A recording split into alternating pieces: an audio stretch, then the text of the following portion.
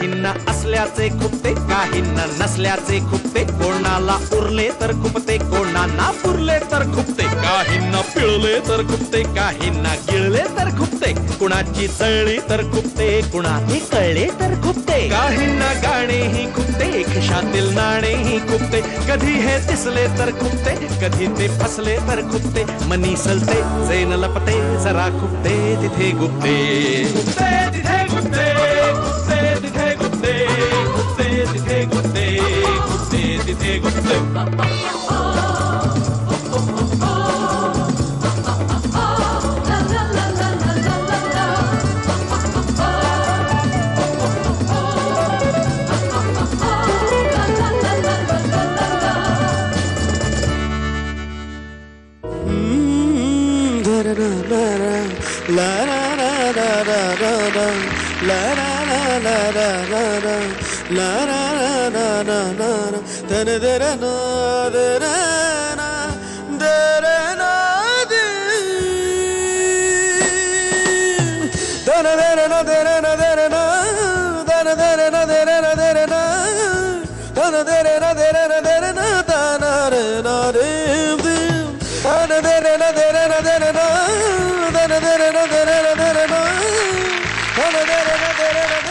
Fair and Lovely खुपते तिथे गुप्तेमध्ये तुम्हा सर्वांचं खूप खूप स्वागत. विश्वचषक क्रिकेटचे वारे आता जोरदार वाहू लागलेले आहेत. गल्लीबोळामधनं विटी दांडू भवरे बेब्लेड सगळं गायब होऊन केवळ हातामध्ये बॅट आणि बॉल घेऊन फिरणारे विनोद कांबळे आणि सचिन तेंडुलकर दिसायला लागलेले आहेत. सगळ्याच चॅनलच्या काय काय कार्यक्रमांचे टीआरपी थोडे खाली घसरायला लागलेले आहेत. पण याला एकच अपवाद आहे, तो म्हणजे तुमचा लाडका कार्यक्रम फेअर अँड लवली खुपते तिथे गुप्ते. आणि आता पाहूया गुप्ते का फांडा. ऐका IPL पुणे संघाच्या कार्यालयातील पाट्या. फक्त दिवसाचे सामने खेळले जातील, त्यातही दुपारी 1 ते 3 असा विश्रांतीचा वेळ राखून ठेवलेला आहे. रात्रीच्या सामन्याचा वेगळा चार्ज पडेल. कुठल्याही परिस्थितीत रात्री 8 वाजता सामना संपवण्याची जबाबदारी आयोजकांची राहील. सवड मिळाल्यास उरलेला सामना दुसऱ्या दिवशी खेळता येईल. सोमवारी सुट्टी घेतली जाईल. सर्व लोकांना जाहीर निवेदन देण्यात येते की IPL पुणे संघ कंसात पुण्याचा अभिमान महाराष्ट्राची शान हा आमचा संपूर्णपणे स्वतंत्र संघ असून मुंबई इंडियन्स कंसात महाराष्ट्र या संघाशी आमचा काहीही संबंध नाही. त्या संघाशी केलेल्या व्यवहाराची जबाबदारी केवळ तो मराठी आहे ह्या कारणाने घेतली जाणार नाही. तसेच त्या संघाविषयीच्या तक्रारी किंवा त्या संघाविषयीची चौकशी कृपया आमच्या कार्यालयात करू नये. समोर नाचत असलेल्या चिअर लीडर्स जरी मस्तानी असल्या तरी कृपया आपण बाजीराव नाही हे लक्षात घ्यावे आणि खाली बसावे. मैदानावरचे कॅमेरे हे सामन्याच्या हालचाली टिपण्यासाठी आहेत. उगाच हिडीस चाळे करून त्यांचे लक्ष वेधण्याचा प्रयत्न करू नये. गुप्ते का फंडामधील कॉमेंट्स ऐकून कृपया पुणेकरांनी अवधूत गुप्तेवरती वैयक्तिक राग धरू नये. आज त्यांच्यासाठी खास एक पुणेरी पर्सनॅलिटी देखील आलेली आहे इकडे.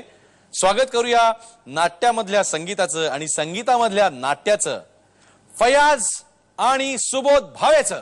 हे जगदीश सदाशिव शंकर, हे जगदीश सदाशिव शंकर, भवभयहारक दुःख निवारक, भवभयहारक दुःख निवारक, जय तु नटेश्वर प्रभु प्रलयंकर, हे Jagdish Sadashiv. Fair and Lovely खुपते तिथे गुप्तेच्या या भागामध्ये तुम्हा दोन्ही नाट्यकर्मींचं खूप खूप स्वागत.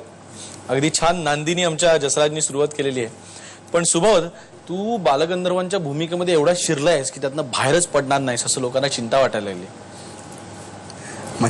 म्हणजे काय आता ते मला लोकांनी अशी पत्र आलेली आहेत की सुबोध भावे आता बालगंधर्वांच्या भूमिकेतनं बाहेर पडणार का नाही पडणार. देवा, म्हणजे काय म्हणायचं. म्हणजे तू बऱ्याच ठिकाणी तशाच गेटअप मध्ये फिरत असतोस असं आम्हाला कळलं.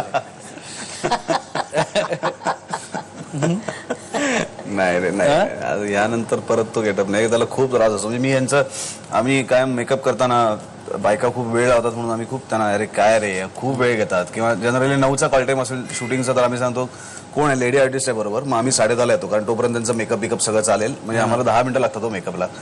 पण बालगंधर्वला मला 3.5 तास मेकअपला लागायचे.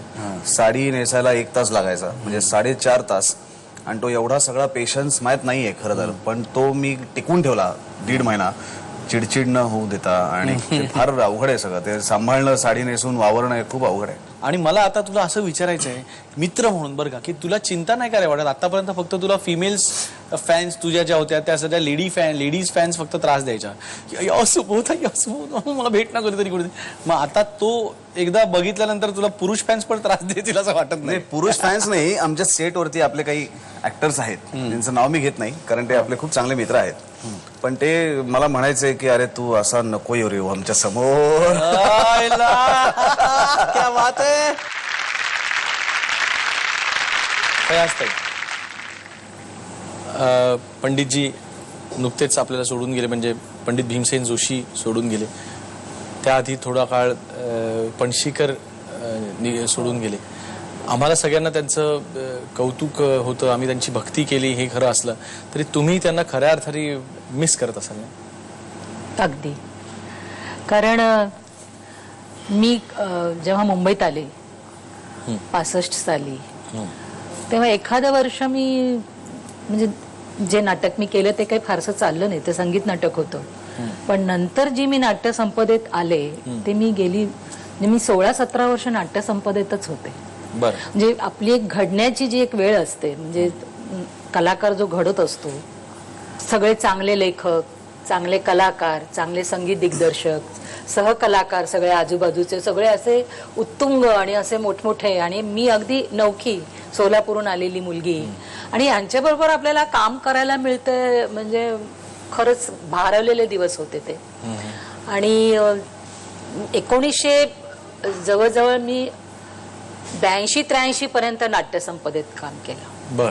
त्याच्यामध्ये मी जवळजवळ 1000 प्रयोग तर मी तोमी नवेचेच केले. अश्रूंची झाली फुले मध्ये एक नीलमचा रोल आहे तो पण छोटासा त्याच्यामध्ये गाणं होतं म्हणजे घातलं गेलं. अच्छा तुम्ही कारण पणशीकरांना 3ऱ्या अंकामध्ये तयार व्हायला वेळ लागायचा त्यांचा सगळा गेटअप बदलायला. मग मास्तरनी मला बाजूला बोलून सांगितलं की तुला असं काहीतरी येईल का असे 4 ओळी प्रभाकरला म्हणण्या तयार होण्या इतपत. म्हटलं काय म्हणू मास्तर म्हणजे आम्ही सगळे मास्तर म्हणजे दार्वेकरांना मास्तर म्हणायचो. म्हटलं मी काय मला म्हणाले लाखों के बोलस हे येतं का तुला. मी म्हटलं माझ्याकडे असं नाहीये पण मी ते मिळवण्याचा प्रयत्न. मग मी एक कडवं मिळवलं आणि मी पहिल्या म्हणजे तालमीत गायले ते. Hold it. आता इथे ते आम्हाला गाऊन दाखव. 2च लाईन्स ना.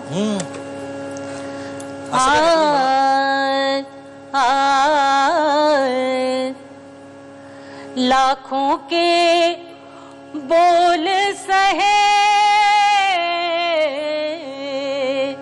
मैंने लाखों के बोल सहे सितमगर तेरे लिए मैंने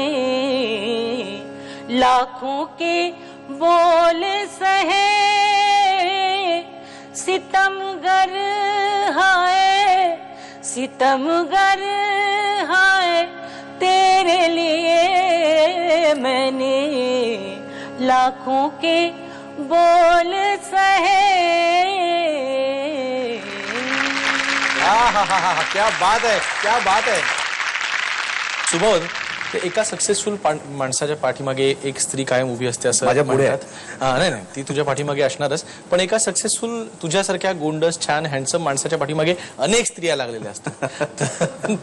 तर त्याच्यात आता बायकोला काय वाटतं की अरे उगाच त्याला म्हणलं की काय आता काय एवढा डिमांडच्या आईला असं नाही वाटत बायकोला? नाही तिला त्रास होतोच ना. माझा कुठलाही रोमॅन्टिक सीन तिला पडद्यावरती बघताना त्रास होतो कारण ती म्हणते की तो खरा वाटतो म्हणून जास्त त्रास. त्यामुळे तो म्हणते ती विलन तू असशील ना तर मला मजा येते की तुला हिरोईन मिळणार नाही आयुष्यात. निगेटिव्ह केलंस तर मला खूप आनंद. अरे बापरे. Go baby,